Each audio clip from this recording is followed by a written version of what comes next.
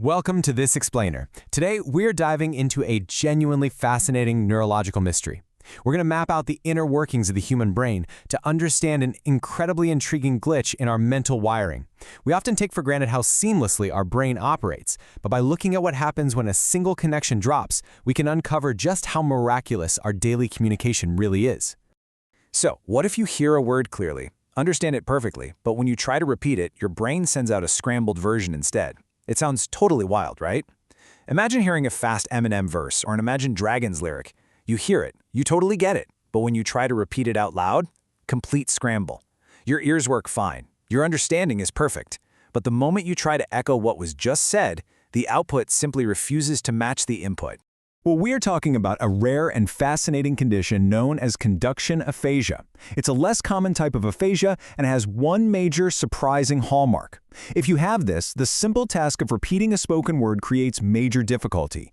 Imagine watching a tense scene in Breaking Bad. You are completely following the plot. But if someone asks you to simply repeat a famous line that was just spoken, you hit a sudden invisible wall. And this perfectly illustrates the core surprise of this condition. On side one, we have excellent comprehension. The ear and the brain totally get the message. The person is completely fluent. But on side two, poor repetition. The mouth suddenly gets scrambled instructions. It is a stunning separation. Your ability to take information in is totally disconnected from your ability to reproduce it. So why does this actually happen? It usually comes down to damage in a specific pathway called the Arcuate Fasciculus. I know, big fancy science word, but just think of it as a biological cable. This cable physically connects the area of the brain that understands language to the area that speaks language. It is the literal bridge between comprehension and expression. Basically, the message is understood perfectly, but it simply does not travel successfully across that bridge. It's exactly like typing out a perfect, grammatically correct text message and hitting send, but your phone has 0 bars. The phone works, the typing works, but the signal just doesn't travel successfully to the other side. The hearing system and the speaking system just lose their connection. Because of this glitched cable, we see some very specific features in everyday speech.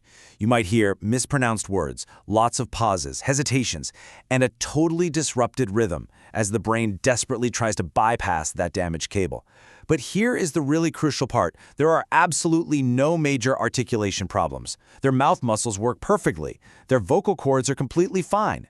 It's strictly an issue of the brain's cable company dropping the ball. Let's see how this plays out in reality. Someone hears a simple, everyday word like bass. They know what a bass is. But as that word travels across the damaged arcuate fasciculus, the sounds get jumbled and it comes out of the mouth distorted as vase. It's like watching an episode of How I Met Your Mother, totally getting the joke, but when you try to quote the punchline to your friend, bass turns into vase. Or take the word wash. Again, perfectly understood, but when asked to repeat it, it mysteriously emerges as fash. You can picture this if someone is trying to sing along to Maroon 5, or maybe repeating a funny line from a cartoon like Bluey or Peppa Pig. They hear the character say wash, they try to repeat it, and out comes fash. The comprehension is spot on, but repeating is the big problem. Taking a quick step back, it's important to look at the broader neurological context here. Symptoms like word-finding difficulty aren't exclusive to conduction aphasia. They can actually show up in other disorders too, like dementia or Alzheimer's. And almost always we're looking at an injury to the left hemisphere of the brain. Also, because our brain networks overlap so heavily, speaking issues often pair up with writing issues. And auditory issues, they often pair up with reading issues, depending on exactly where the damage is. Okay, mini quiz, test your brain. Let's see how well your own language cables absorbed all this information with a quick, rapid-fire quiz. Question 1. What is the name of that language cable, the glowing bridge we talked about, that gets damaged in this condition? Question 2. Despite the major glitches when trying to repeat words, is a person's auditory comprehension typically good or bad? And finally, question 3. Which brain hemisphere is almost always injured to cause these specific language disorders? Drop your answers in the comments below right now. I'm going to be checking to see who got a perfect 3 for 3. It really makes you wonder, doesn't it? If just repeating a single word requires such a fragile, complex network of cables, what other hidden bridges in our brains are working flawlessly right now just to let us experience the world? Let us know if you want more explainers on the glitchy, incredible mechanics of the human brain. Thanks for learning with me, and I'll catch you in the next one.